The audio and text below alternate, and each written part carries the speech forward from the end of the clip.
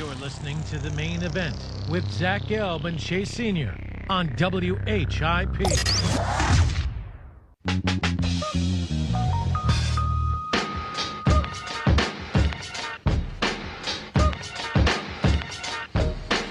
All right, that's us, WHIP Radio here in Philadelphia at Temple University. Big week for the basketball team. They came off a win yesterday up against LIU Brooklyn, and they have St. Joe's and also LaSalle later on this week. We will broadcast that game at Hagan Arena coming at Wednesday at 6:30. And now joining us on the hotline is the head men's basketball coach at St. Joe's, and that's Phil Martelli. Phil, Zach, and Chase here in Philly. Appreciate a few minutes. How are you? I'm doing great. How are you guys doing? Well, we're doing great, and it's a great time of the year just because it was coming off some Thanksgiving. It's always nice to see the family and watch some football. And how was your Thanksgiving, and what you have on that Thanksgiving plate, Coach? I had a loss. we played at Madison Square Garden against Western Kentucky, and really no atmosphere, nobody at the game. We just didn't play very good offense. We had 15 turnovers and took a lead with 2.5 minutes left and ended up losing at the end because we couldn't get a couple of rebounds. So we had a nice gathering on Wednesday night in New York. Thursday was a game. Friday, Saturday, and Sunday we're recruiting and gathering our team again Sunday night for a practice to prepare for Temple. And you guys are 3-3, and you lose three big guys from a year ago. And I know you said those three guys are really good teammates. So far through these first 6 games, what are some things you really like about your team, and what are some things your team needs to improve on? I really think the character of this team has been very, very good. They've carried it over in terms of being teammates for and with each other. And our biggest concern is, and it's very similar to Temple, is our shooting numbers are a little scary. We're shooting about 38% from overall. We're shooting under 50% from two-point shots. We're shooting 24% from three-point line. We're shooting 60% from the foul line. And adding in all that, we are turning the ball over too much for a team that is this gifted. At the other end of the floor, again, like Temple, we'll guard you. And we'll do a very, very reasonable job. We're just trying to find guys that can give us a spark, and DeAndre Bembry is a wonderful player, but he can't carry this load alone. He is leading us in assists, steals, turnovers, scoring, rebounding, and it's going to be too much for him over the long haul. Through those first 6 games, you guys have played a lot of close ones. You opened it up with the loss by 1, then you come back, beat Drexel by 3. You take LIU to overtime, you beat them, and then, as you mentioned, lose to Western Kentucky by 3. How do you guys get better late in games? Because you've had some success, and then you had some failures.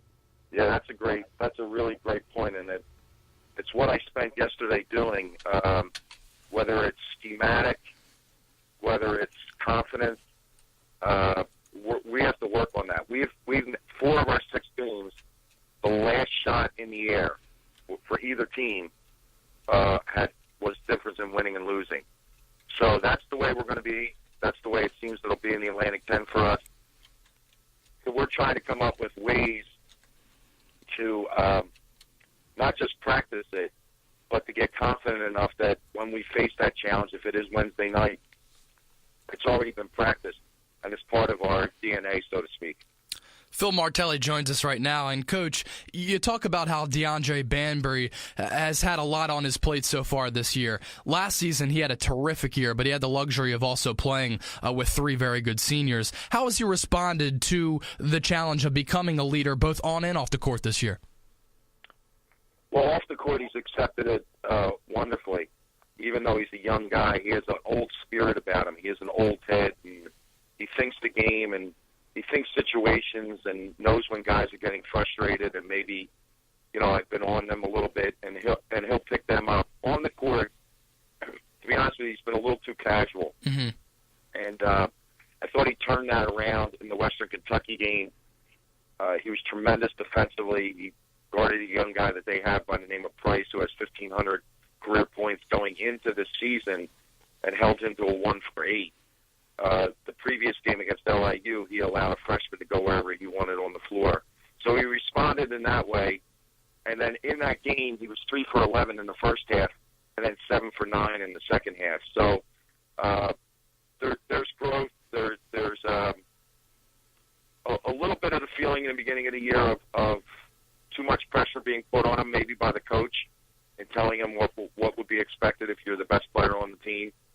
And I thought he settled in the last game, and he was really terrific in practice last night. For you personally, last season, to win the Atlantic 10 championship and make it back to the NCAA tournament after a little bit of a drought, I know you guys don't get the result that you wanted in that loss to UConn, who eventually went on to win the national championship. But what was that season like for you? Because I know you had such a special relationship with that team.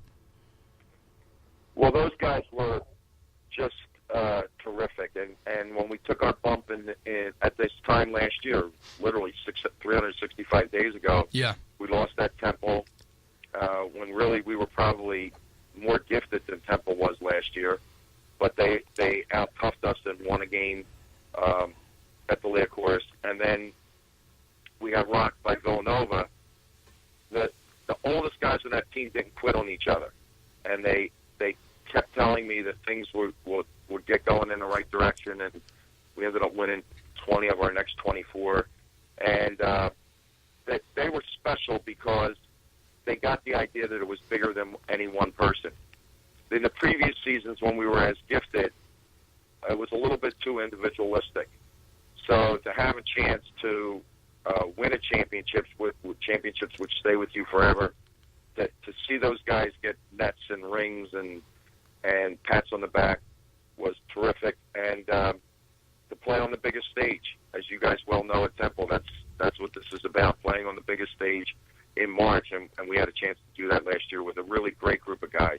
We saw Temple last year. They only had 9 wins and they struggled, but they did lose a lot of guys. TJ DeLeo they lost. You also had Khalif Wyatt, Jake O'Brien, Raleigh Hollis Jefferson, and you lost 3 guys as well. As a coach, what's the biggest challenge when you lose 3 really good players like you did from a year ago, and now you're faced with not as an experienced team? Well, that's it. I mean, it's just the experiences, going through the experiences of going on the road and the whistle being different. And to be honest with you, when you play a lot of young guys, some of them are stepping up into roles that they haven't had to play because you had 3 all-league players. So all of a sudden, Isaiah Miles, who hasn't played much his first 2 years, you're a starter. You're going to play 26, 27 minutes. And you're expected to make shots and make an impact. And maybe they've gotten comfortable being a backup, and now you're asking them to play with the lights really shining. And with a freshman, I think every freshman in America thinks that, you know what, this will be a continuation. I was good enough to get a scholarship and probably multiple scholarship offers, and now I'm going into the college game, and it's just a different game. It is much, much more difficult physically, mentally, even in a way, psychologically.